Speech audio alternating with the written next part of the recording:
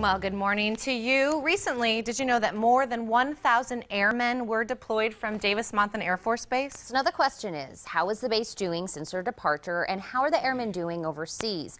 Well, Colonel James P. Meger is here with the mission update. Colonel, thank you for coming back to the show. Thanks, Tina. And so it was kind of at the beginning of the year when they deployed, because last time you were here, we were talking about the deployment.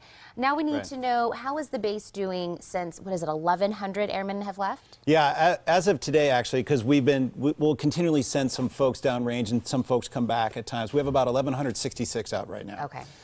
Just to, round numbers on that, which changes a little bit day by day. So the base itself, there's kind of two questions in there. The base itself is the airmen are knocking it out of the park.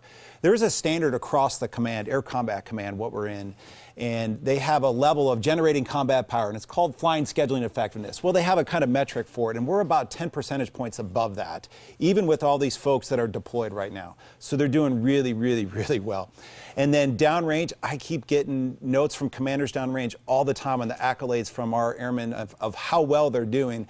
And right now I have folks all the way from Europe, all the way through the Middle East and in Iraq, in Afghanistan, and through all the Gulf Coast states too. So your airmen from DM are really doing fantastic work. We're very proud of that. That is great news, and we're so glad that you're here telling everybody, because I know a lot of people have been watching the news and kind of getting little bits of pieces here and there. But so the people that have left, they're supporting the theater security package, and that's in Europe. Can you tell us more about what that is and who they're training with? Right. So what that is we are trying to generate some interoperability and ability to work with other partner nations, because frankly, a lot of people want to be like the United States Air Force, and other air forces train with us to see how we do operations and just get some of that connectivity of what an airman in the United States Air Force does. So they've been to about 8 different countries. They've been to England, they're stationed out of Germany, they've been to Poland, they've been to Estonia, and a whole bunch of other countries through the regions over there, just to work some interoperability pieces and different training aspects with it. Now, the one thing that's important with all this, too, as we talk about deployments, is the families back here.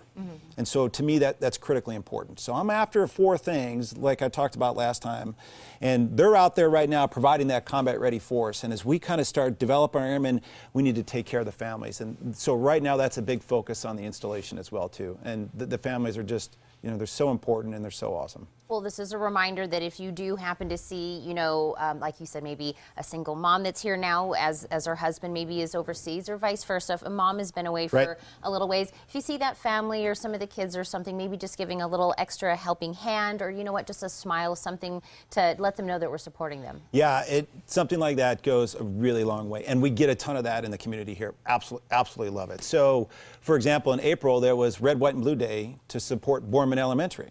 And started out, and it just started getting bigger and bigger and bigger, and local businesses were part of it, and people are taking pictures wearing red, white, and blue, just for a recognition of what the military kids actually, while I serve, they'll sacrifice when mom or dad are gone.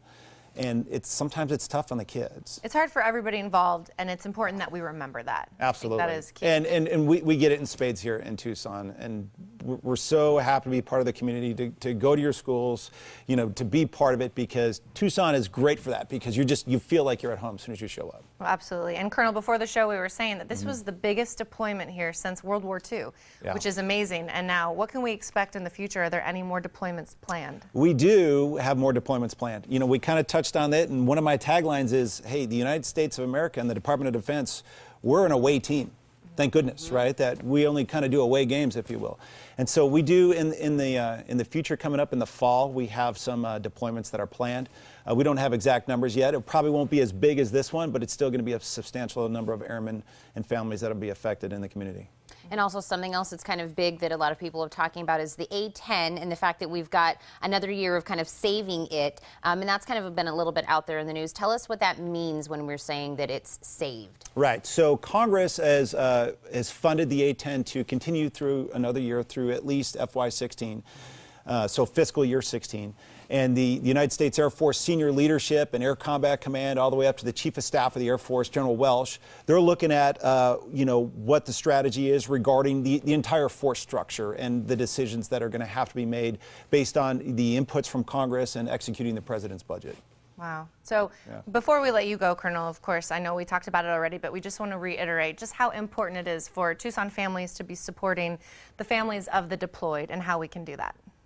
You know, again, I think probably the biggest thing is just the recognition piece of, you know, if you know someone in your community, your church, your school, your neighborhood, whatever it happens to be, and you know that they're a member of the military and their spouse, their loved one is deployed, just, you know, hey, how's it going? Thank you. Yeah. And that check in, see anything that they can do for that family specifically. That really goes a really long way. Well, please send them all our best here from the Morning Blend. Absolutely. Thank you. Yes. Thank you so much. Thank you. And for more information, you can visit their website at www.dm.af.mil.